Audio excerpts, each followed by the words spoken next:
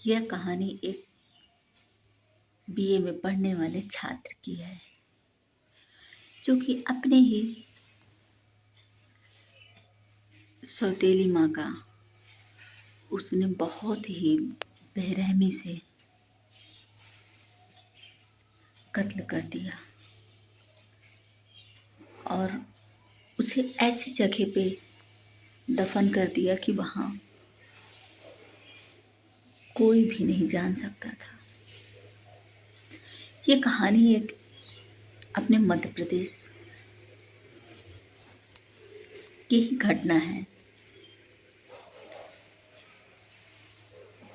वहाँ पे एक लड़का जिसका नाम सुरेश रहता था और वो उसके पिता और उसके बाबा, उसके बचपन में उसकी माँ की मौत हो जाती है दोस्तों।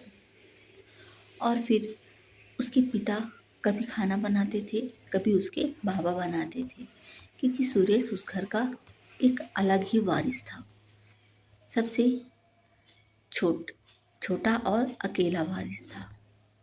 तो उसे पाल पोसकर उसके संस्कारों में कोई कमी नहीं दी उन लोगों ने। परवरिश उसकी बहुत अच्छे से उन लोगों ने की। लेकिन समय के बढ़ते बढ़ते उसके बाबा उसके पिता मोहनलाल से कहते हैं, मोहनलाल, तुम अपनी शादी क्यों नहीं कर लेते हो? कब तक हम ऐसे ही जिंदगी में जीते रहेंगे? कब तक हम खाना बनाते रहेंगे? तो उसके जो पिता मोहनलाल रहते हैं, उन्होंने कहा कि हमारा सुरेश जब बड़ा हो जाएगा, जब उसकी बहू आएगी, उसकी पत्नी आएगी, तब हमें वो खाना बना के देगी। हमें अभी कोई इतराज नहीं है। पिताजी, हम दोनों लोग खाना बना के खा सकते हैं। तो फिर उसके सुरेश के बाबा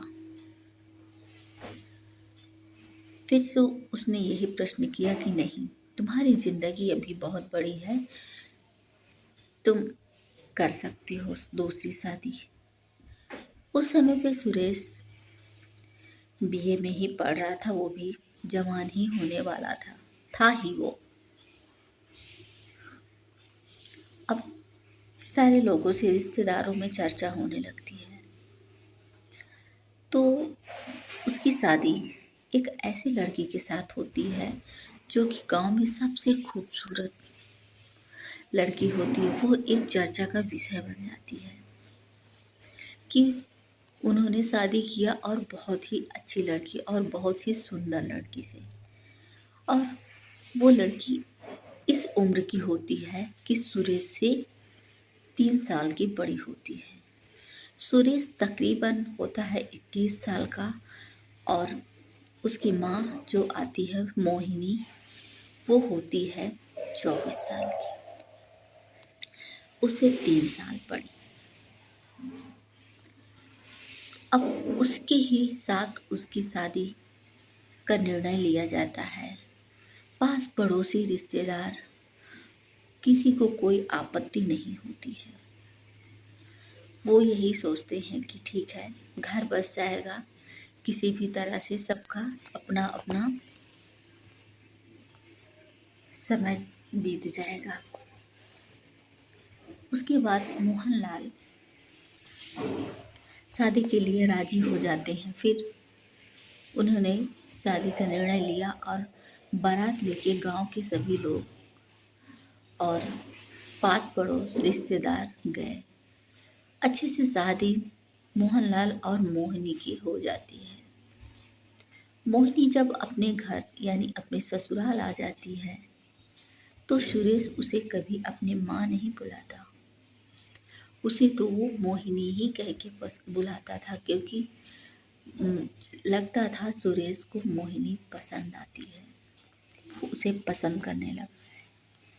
उसके बाद थोड़े थोड़े दिन बीतते जा रहे थे तो उसके बाबा अपने पोते को यानी कि सुरेश को कहते हैं, सुरेश, मैंने कई बार आपसे मुँह से यही बात सुना है कि आप अपनी माँ को माँ नहीं कहते हो बल्कि उसका नाम मोहिनी बुलाते हो।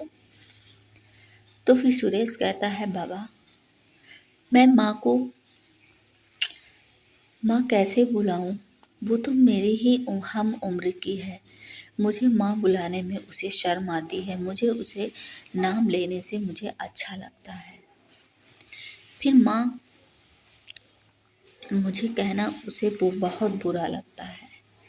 बाबा ने उसे बहुत अच्छे ढंग से समझाया, बेटा ऐसे नहीं करते, आपकी वो माँ है, कैसी भी हो, कितनी भी उम्र की हो, लेकिन वो आपकी माँ है तो वो माँ ही रहेगी। लेकिन सुरेश को कभी ये बात समझ में नहीं आई।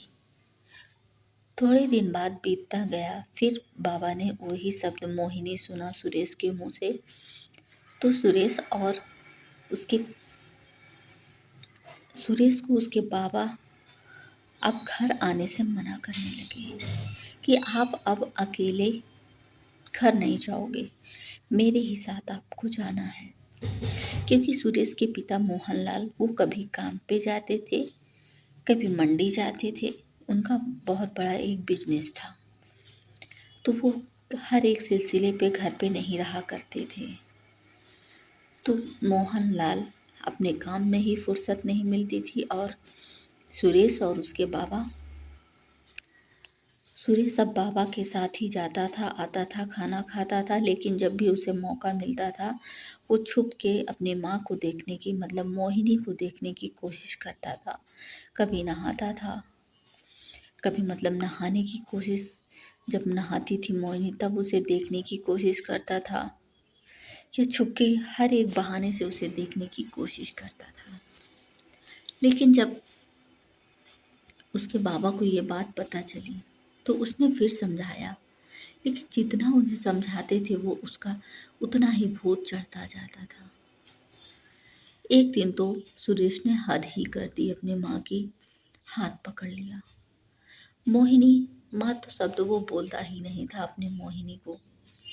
जब भी उसे कुछ चाहिए होता था, मोहिनी ये दे दो, मोहिनी वो दे दो। फिर उसने एक दिन हद कर दी, उसने उसका हाथ पकड़ लिया, और मोहिनी को ये बात बहुत बुरी लगी। तो उसने रोते हुए उसके बाबा अपने बाबा के पास गई और बोली, बाबा सुरेश ने तो आज हद कर दी। उसके बाबा बोलते हैं, क्या हुआ बहू? उसने बोला कि बाबा सुरेश ने मेरा आज हाथ पकड़ा है, मुझे ये बात बहुत बुरी लगी।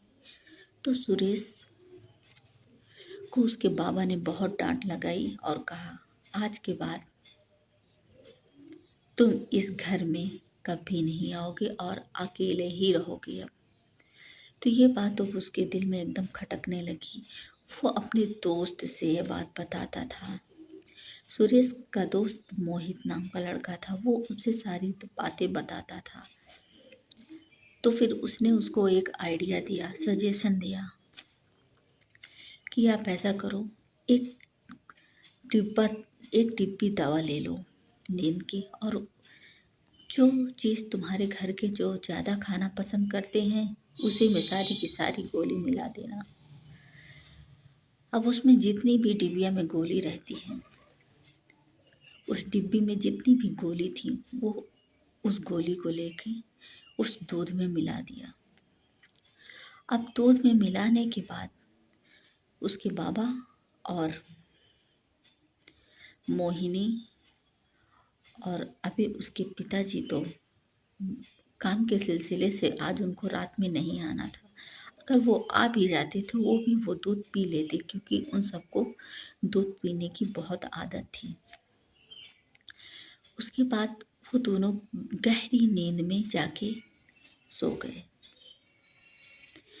जब गहरी नींद में सो गए तो इसने तो दूध पिया ही नहीं था सुरेश ने, और फिर वो गया अपने मोहिनी माँ मतलब मोहिनी के पास। उसने झिझकोरने की कोशिश की तो मोहिनी उठी ही नहीं। तो फिर वो अपने दोस्त के पास कॉल करता है, मोहित तेरा आइडिया काम कर गया, वो तो उठ ही नहीं रही है। तो उसका दोस्त बोलता है, तू ऐसा कर, उसे जंगल में लाद के लेके आ। वो अपने कंधों में अपने मोहिनी को ला देता है और जंगल लेके चला जाता है। जैसे ही वो जंगल में लेके जाता है, उसका दोस्त भी वहीं खड़ा रहता है। और वो ले जाके उसे पटक देता और दोनों बारी बारी से उसके साथ अवैध संबंध बनाते हैं। थोड़ी देर बाद वो उसकी नींद मोहिनी की खुल जाती है तो वो चिल्लाने की कोशिश करती है। उसके ही कपड़े उसके मुंह में डाल के ठूस देते हैं। उसके हाथ पैर एक कपड़े से उसके ही नग्न अवस्था में जो उसके कपड़े उतारे गए थे उसी में से उसका हाथ बांध देते हैं कि वो इधर उधर छटपटा भी नहीं सकती थी। और दोनों बारी बारी से उसका पूरी रात बलात्कार करते हैं। और ऐसे में ही वो उसकी कपड़ा भरने की वजह से उस मोहिनी की मृत्यु हो जाती है। जब उन्हें पता चलता है कि ये मृत घोषित कर दिए गए, देखते हैं कि वो मर गई है तो एक गड्ढा खोदते हैं। गड्ढा खोदने के बाद उसे उसी गड्ढा में दफना देते हैं। लेकिन जब याद आता है उसके कुछ कपड़े बाहर रह गए हैं तो वो उसे जैसे ही खोदना चाहते थे वो सुबह हो जाती है और आस पड़ोस के लोग उन्हें देख लेते हैं और जैसे ही करते हैं कि तुम लोग यहाँ पे क्या करते हो तो वो यही कहते हैं यहाँ पे एक खजाना मिला, गड़ा हुआ है, उसे हम खोज रहे हैं। तो यहाँ पे वो ध्यान भटकाने के लिए 2 से 4 गड्ढा ऐसे ही खोद देते हैं। लेकिन जब किसी को शंका होती है कि एक लड़की के कपड़े यहाँ पे पड़े हुए हैं तो वो फौरन पुलिस को बताता है। पुलिस इन दोनों अपराधियों को पकड़ती है और लेके जाती है थाने में। अच्छी से इन लोगों की मरम्मत होती है। तब सारी घटना सामने आती है। तब इसके बाबा और मोहनलाल फूट फूट कर रोते हैं कि हमारे बच्चों में कौन सी परवरिश हमने बाकी छोड़ दी थी जो ऐसा नालायक निकम्मा बेटा निकला। मोहनलाल यही कहता है अपने पिताजी से कि पिताजी आपने ही मेरी जिद करके शादी करवाई थी, इसका नतीजा आप अपने सामने भुगत लिए हैं। अब तो सुरेश के कोई इस लड़की इस घर में नहीं आएगी। उसके बाद उस लड़की के मायके वाले भी आते हैं क्योंकि शादी के अभी 6 महीना हुआ था उस लड़की की मृत्यु हो गई। हैवानों ने उसको मार डाला। मामला पूरा रफा दफा हो जाता है और सुरेश को जीवन कारावास हो जाता है। और मोहनलाल अब उसके पिताजी भी बस 2 ही, एक बुढ़ापे का सहारा था सुरेश, वो भी अब चला गया। दोनों किसी तरह अपना जीवन यापन कर रहे थे। आशा करती हूँ दोस्तों आपको ये स्टोरी बहुत पसंद आई होगी। ये एक सच्ची घटना है। आपको माँ शब्द को कभी माँ ही होती है, कैसे भी माँ हो। माँ शब्द के नाम पे कलंक मत करना दोस्तों। अगर ये स्टोरी आपको पसंद आई है तो प्लीज़ एक लाइक और चैनल को सब्सक्राइब ज़रूर कर लें। हम ऐसे ही आप लोगों तक मिलते रहेंगे, अच्छी अच्छी कहानी आप तक हम पहुंचाते रहेंगे। तब तक के लिए मेरी तरफ से आप लोगों को प्यार भरा नमस्कार। धन्यवाद।